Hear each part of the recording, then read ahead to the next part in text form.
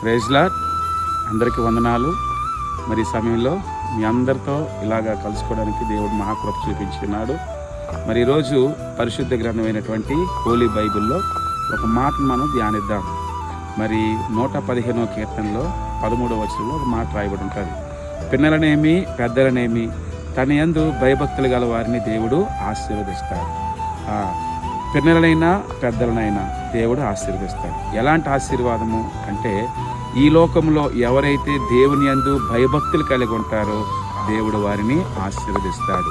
ఈ ఆశీర్వాదానికి మరి బైబిల్లో కొంతమంది భక్తులు మనం చూడవచ్చు. ఆ భక్తుల్లో కొంతమందిని మనం చూస్తే అబ్రహాం గారిని మనం ఒకసారి జ్ఞాపకం చేసుకోవచ్చు. ఆదికాండము 24వ అధ్యాయంలో చూసుకున్నట్లయితే అబ్రహాము బహుకాలం గడిచిన వృద్ధుడైన దేవుడు అన్ని విషయంలో కూడా అబ్రహాముని ఆశీర్వదించాడు. చూసారా, అన్ని విషయంలో కూడా దేవుడు అబ్రహాముని ఆశీర్వదించాడు. ఈరోజు మనుషులు దేవుడి యందు భక్తి ఉంటే భయం ఉండడం లేదు, భయం ఉంటే భక్తి ఉండడం లేదు. కారణం ఏంటంటే అందరూ లోకాన్ని అనుసరిస్తూ లోకంలో ఉన్న వాటినే వెంబడిస్తున్నారు. సో అందువల్ల లోకంలో భయం ఉంది, కానీ దేవుడంటే భయభక్తి లేక ఉంటున్నారు.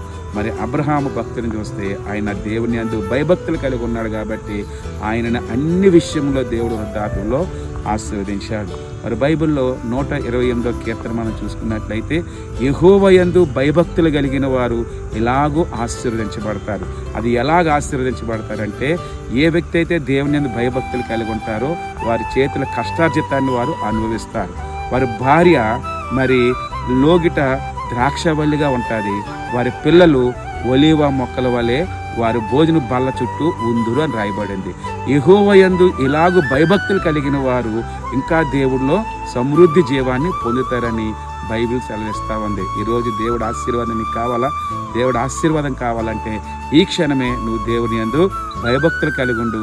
దేవుడు నిన్ను నీ కుటుంబాన్ని ఆశీర్వదిస్తాడు.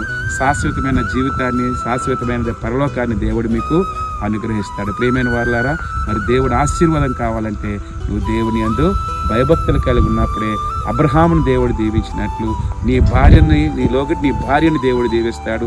నీ భోజన బల్ల చుట్టూ నీ పిల్లలు ఒలీవ మొక్కల వల్ల చేస్తాడు.